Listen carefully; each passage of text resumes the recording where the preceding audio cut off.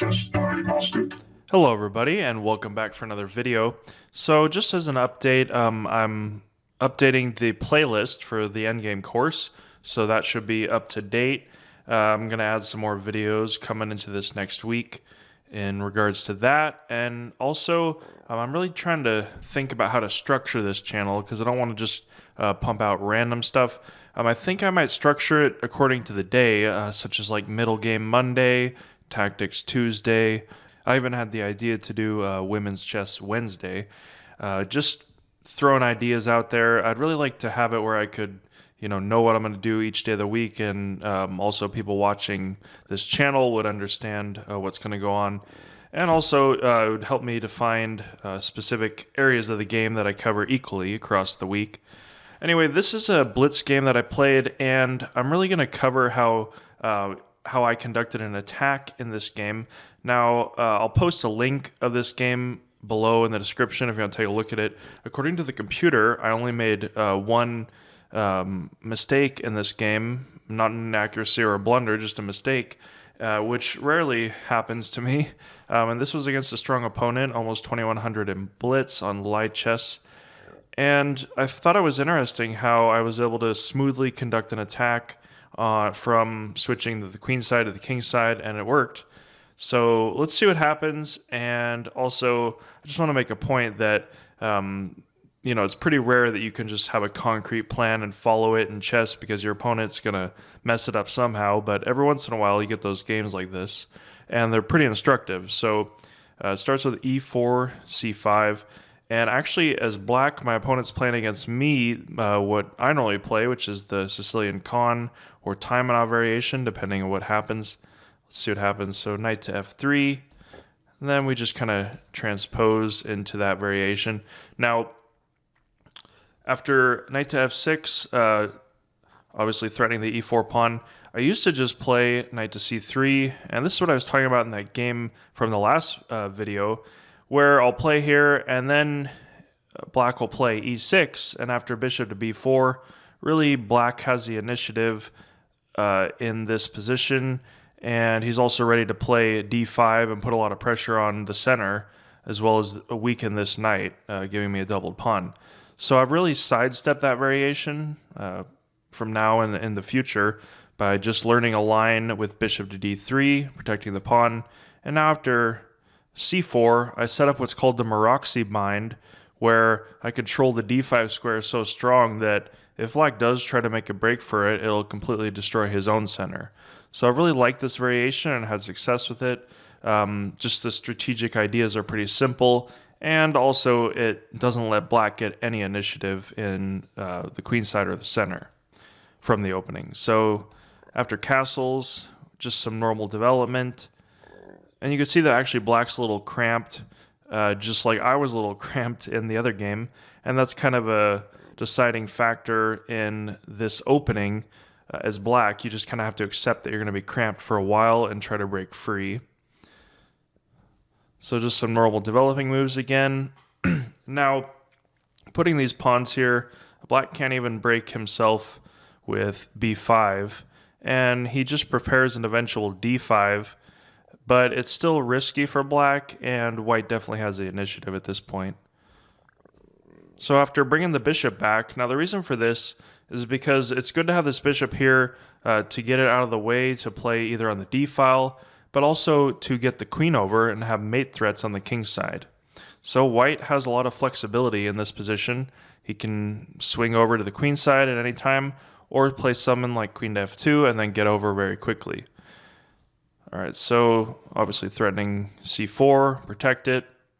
Now, you really have to be careful as white of not letting black get in b5 with the risk of undermining this pawn, capturing it, and then having some kind of pin on this knight. So I've seen that in quite a few games as well. All right, so at this point, I play queen to c2, just kind of a really nothing concrete in terms of threats. D5 doesn't work because obviously the knight's covering that square, and black would just take, and I would have given away a pawn for nothing. But after queen to b8, I saw the idea of attacking this pawn as well as swinging my queen over to the king side, because now all these pieces are concentrated on the queen side, and black's rather cramped. If he tries to break free, he's going to give me a lot of important squares on the king side. So let's see what happens here. So I switch my plan, and also have the side benefit of attacking b6, which is quite weak now. And he plays d5. There's really no good plan for black. The computer is actually recommending rook to e8, basically just shuffling pieces because there's no active plan. For a human, that's really hard to play like that, and so actually the active plan of d5 is better than nothing.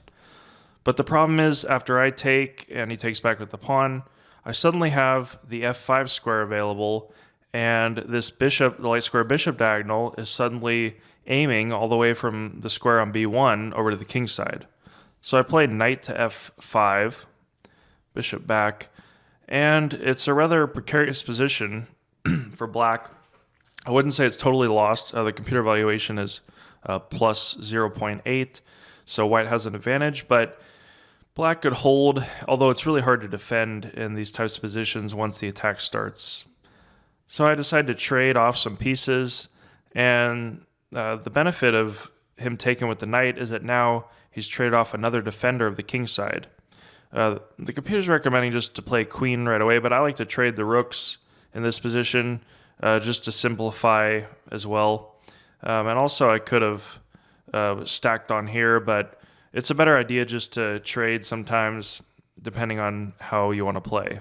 So I traded there, and then I played queen to h4, and now black is really going to have some problems. So most of his pieces, this light square bishop's really not doing anything. Most of the pieces are on the queen side, and he has to figure out a way to protect this discovery here. So the power of the bishop is that it can control the diagonal even from the initial square, and you can see the power of this bishop all the way here. There's a discovery check, and then check and mate was my idea that I saw in this position, and I just figured that he would play something like g6, but even with g6, it doesn't prevent attacking ideas. So let's see if he did play g6, I could play bishop, the computer's recommending that, and then playing in, but I would have played bishop to d4, and even if he takes, I do queen check, and it's going to be mate, so that doesn't work.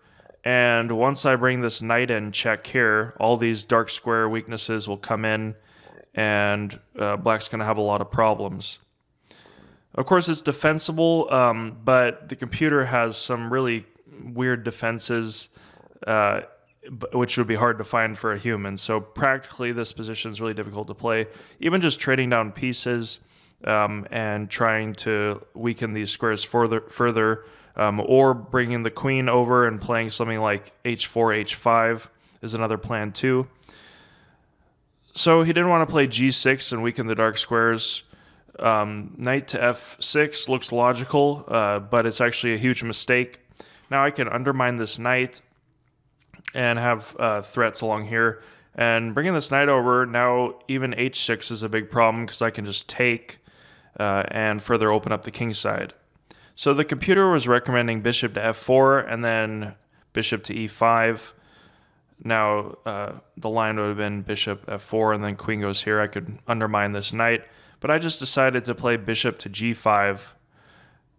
So black brought his queen in, and after I take and queen takes, it's a mate in 3 if you want to calculate it. Now the strongest move in this position would have been bishop check, but he loses a knight at the end of this variation.